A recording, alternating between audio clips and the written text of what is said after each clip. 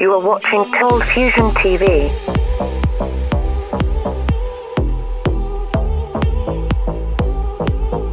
Hi, welcome to another Coldfusion video.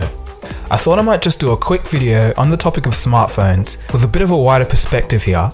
It's just really me conveying some of the thoughts I've been having over the past couple of days. So lately, I've just been doing a bit of reading up on Mobile World Congress, you know, watching some videos and that kind of thing, and I quickly realised that there were two big stars this year, Samsung and LG. I also noticed that Samsung was kind of playing it safe, maybe because they have too much to lose if they get things wrong, but regardless, they're kind of going the Apple way. That is, iteration and refinement rather than an innovative overhaul.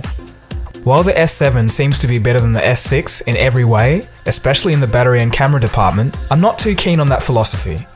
All in all, it really doesn't matter because Samsung will sell more phones because they still have that consumer momentum. But that's not the main point of this video. The main point of this video and what I'm trying to get at is LG. LG, on the other hand, is doing what Samsung used to do in earnest a few years ago. That is, innovate, try some crazy ideas and see what works. That's actually how the Galaxy Note line came about.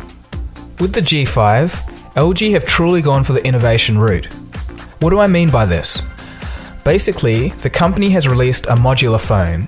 This means a user can quickly switch out parts to create different functionalities depending on the user's needs. In terms of modules, so far there's a camera mount with an extended battery with physical buttons for the shutter, zoom and video recording, and also an audio add-on for hi-fi listening. Even though I'm not a fan of how this phone looks from the back, I still think this idea is pretty cool and probably the best challenge to Samsung's Android dominance since the HTC One M7. So this is especially interesting to me because earlier last year I did a video predicting what the future of the smartphone could be. In that video, under the function section, I said modular phone designs would start to leak into the mainstream if the price of handsets stayed elevated. With LG's release, it looks like this is already starting to happen. That being said, the G5 is just a first generation product of the modular idea, and my guess would be that the add-ons would probably be pretty expensive and wouldn't offer enough functionality to be worth it for some people. But still, I think this is the start of something. Modular designs make a whole lot of sense. It may just be a matter of time before we get to the Project Ara stage of swapping out cameras, CPUs, RAM, and various other integrated components effortlessly instead of going out and buying an entirely new handset each and every time.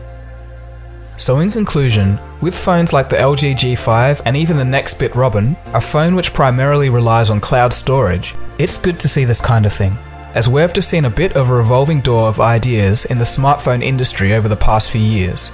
You know, a little spark is needed every now and again. So, a modular phone's here, with LG being the first major manufacturer to put one of these out to the market, and also the Fairphone 2 being the first ever modular phone. The answer is yes.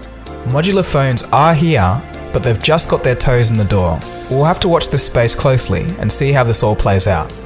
Hopefully more manufacturers take modular designs on board, maybe even just as an optional extra on a particular model. So yeah, that was just a quick video with a few of my thoughts. I just thought I'd like to share them with you. As a side point, I was going to do a video on the Ringing Bells Freedom 251. It's a $4 smartphone set to be released in India in a few months. I say I was going to do a video on that because when I researched a little deeper, it actually looks like a scam. The parts alone would cost way more than $4, and then I thought, yeah, that's okay, as long as there's a subsidy from an entity such as the Indian government themselves, which I thought was the case, but at the phone's launch, it was revealed that there was no such subsidy, so the price point at $4 is seemingly impossible. Moreover, they don't even have a factory yet, and the worst thing is that at the phone's launch, there was some whiteout near the speaker grill covering a different branded phone. So that means at the launch, the company just bought a whole bunch of phones and put whiteout over the name and called it their own. So if I was to weigh all of this up, it seems 80% likely that the $4 phone is too good to be true. I could be wrong, but I don't think it's worth making a full video on it if it's most likely going to be a scam. But anyway, that's enough from me. Let me know your thoughts on modular phones. This has been Dagogo, you've been watching Coldfusion. Give this video a thumbs up if you liked it. Definitely subscribe if you're new. Go around and check out some previous videos on this channel, there's a whole bunch of interesting stuff for you, and I'll catch you again soon for the next video. Cheers guys, have a good one. Coldfusion. It's new thinking.